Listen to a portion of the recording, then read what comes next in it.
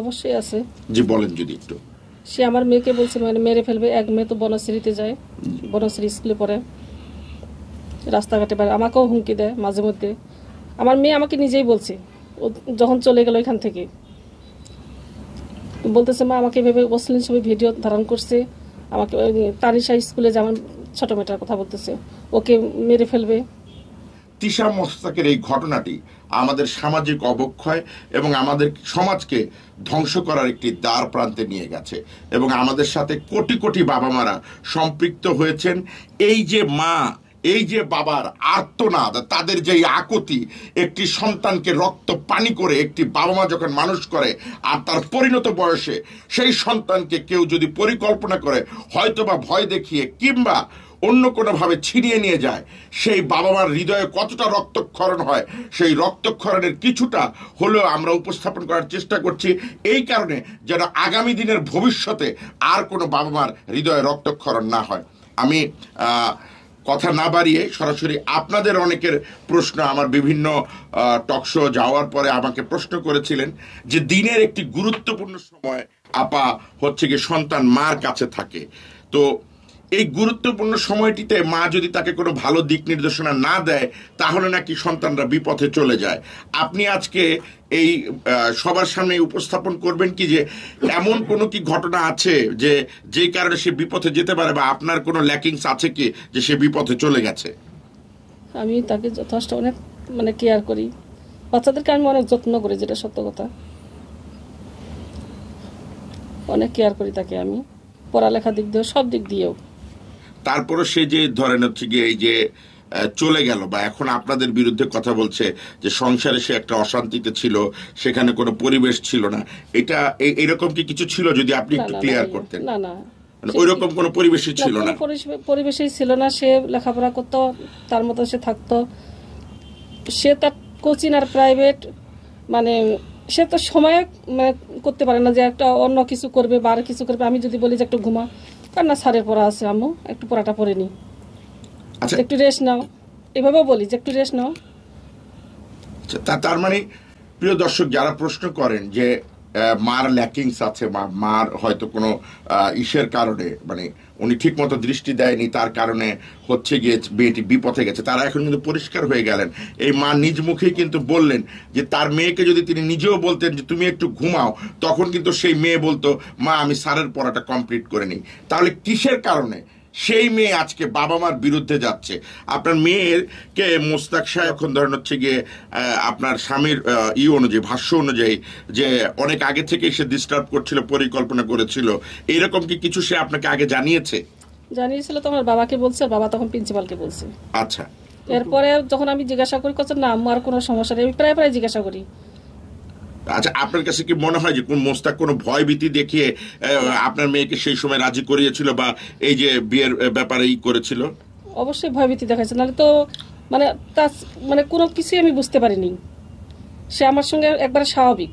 মানে কোনো কি শেয়ার করেছে আপনার মেয়ে যে এই টাইপের ভয় দেখাইছে বা ওইরকম কিছু? এটা তো পরে, ঘটনাটা ঘটার পরে তখন বলছে যে আমাকে ব্ল্যাকমেইল করছে। মানে কিভাবে ভয়টা দেখাইছে, মানে এই ব্ল্যাকমেইলিংটা কিভাবে একটু যদি পরিষ্কার করেন? ব্ল্যাকমেইল করছে, ছবি তুলছে তার, আর ওকে ভয় দেখায় যে তুমি যদি কাবিন নামে সই না দাও তাহলে আমি তোর বাবা আমাকে এটা করবো, আমি মিডিয়াতে ছাড়বো। মানে করবো কি, মেরে ফেলবে বা এরকম কিছু, বা অপহরণ করবে এরকম? ছাড়বে, মেরে ফেলবে, এটা বলছে।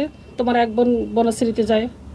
মানে প্রিয় দর্শক, আপনারা একটা জিনিস খেয়াল করেছেন কিনা আমি জানি না, আপনাদের প্রশ্নগুলোই আমি তাদেরকে করছি, বা যে কথাগুলো মোস্তাক সাহেব আমার কাছেও জানতে চেয়েছিলেন আমাকে অভিনন্দন করতে গিয়ে ফোন করে, তো সেই প্রশ্নগুলো কিন্তু উত্তর আপনারা পেয়ে গেলেন। যে একজন বাচ্চা মেয়েকে, সেই সময় সে একটি ইনম্যাচিউরড মেয়ে, যে আর ধরেন হচ্ছে গিয়ে সাবালিকা হওয়ার যে আমাদের আইনের বয়স বা বিয়ের বয়স তা হয়নি, সেই মুহূর্তে যদি বলে যে তোর বাবাকে মেরে ফেলবো, তোর মাকে মেরে ফেলবো, আর তার নাম যদি হয় কিং মোস্তাক, অনেকে বলেন মহারাজা মোস্তাক, তার মানে এই যে মহারাজা মোস্তাক, কিং মোস্তাকের মতো মানুষ, এবং যে অডিও ক্লিপটি আমাদের মার্কেটে ভাইরাল হয়েছে তাতে যা তার যে টোন, আমি আমার অনেক ভিডিওতে বলেছি যে টোন মানুষের অনেক কিছু ইঙ্গিত করে, এবং একটি রাজনৈতিক দলের হচ্ছে গিয়ে শুনেছি নাকি তার তো এইরকম মানুষের ভয়ভীতিতে তো মা ভয় পেতেই পারেন না। আমার মেয়েটা অনেক সহজ সরল ভাই, অনেক সহজ সরল, অনেক সাদা সিধা, কিন্তু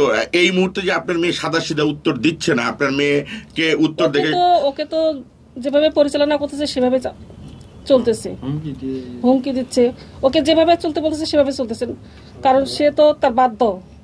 মানে আপনি বলতে চাচ্ছেন যে সন্তান যখন বাবা মার কাছে থাকে সেই সময়ে বাবা মা যেভাবে লালন পালন করে, যেই পথ দিক নির্দেশনা দেয় তেমনি ভাবে সন্তান চলে। তাই আজকে মোস্তাকের ক্যাপ্টে সে থাকার কারণে সে যেভাবে দিক নির্দেশনা দিচ্ছে সেভাবেই সে মোস্তাক তাকে এমন ভাবে তার বাবার বিরুদ্ধে কথাগুলো বলাচ্ছে, ওকে বাবার বিরুদ্ধে ওকে জানাচ্ছে।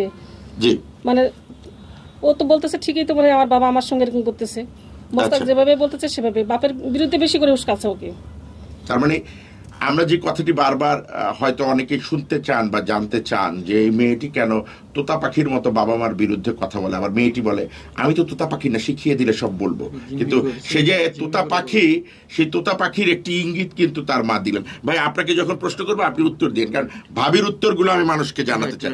আমরা যারা মেইন স্ট্রিমে কাজ করি, পোর্টালে কাজ করি, ভার্চুয়াল মিডিয়ায় কাজ করি, আমরা যে কারো পক্ষ না, আমরা মুস্তাকের পক্ষ না, আমরা তিশার পক্ষ না, আমরা আপনাদের পক্ষ না, আমরা হচ্ছে গিয়ে সমাজের সেই অবক্ষয়ের বিপক্ষে।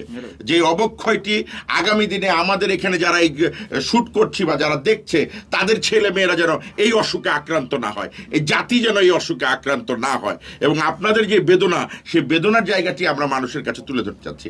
ভাবি, আপনি জানেন যে ডিবির হারুন ভাইয়ের কাছে অসহায় অনেক বাবা মা, অনেক সেলিব্রিটিরা যায়।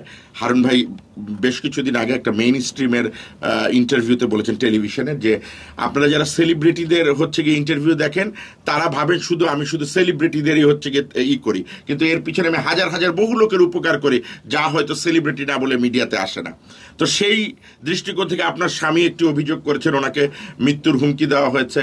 আপনাদের পরিবারটি আজকে যে জায়গায় আছে সেই জায়গায় আমরা যতটুকু না বুঝি তার চেয়ে অধিকতর দুঃখ কষ্ট আপনারা সহ্য করছেন।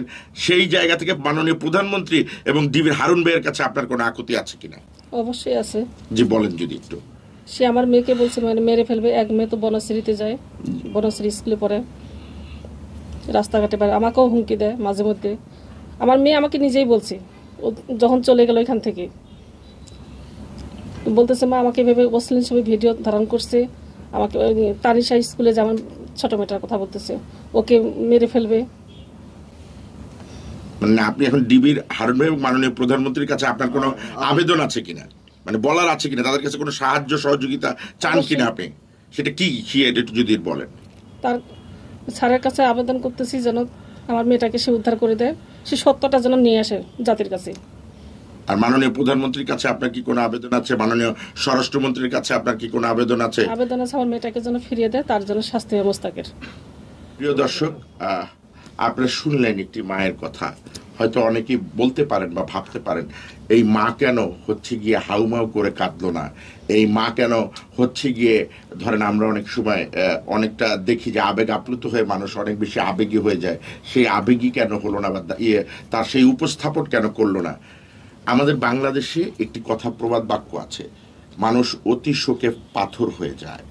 মানুষ যখন অতিরিক্ত শোক বহন করে তখন তার চোখের পানি শুকিয়ে যায়, তার হৃদয়ের ভিতরে রক্তক্ষরণ হয়। যেই রক্তক্ষরণের ব্যথা শুধুমাত্র সেই অনুভব করে, তার পরিবার অনুভব করে এবং তার পরিবারের সাথে যারা সম্পৃক্ত তারা অনুভব করে। সেই চোখের পানি কিন্তু আর তখন বের হয় না, আবেগটা দুমড়ে মুচড়ে হৃদয়ের মধ্যেই কাঁদে।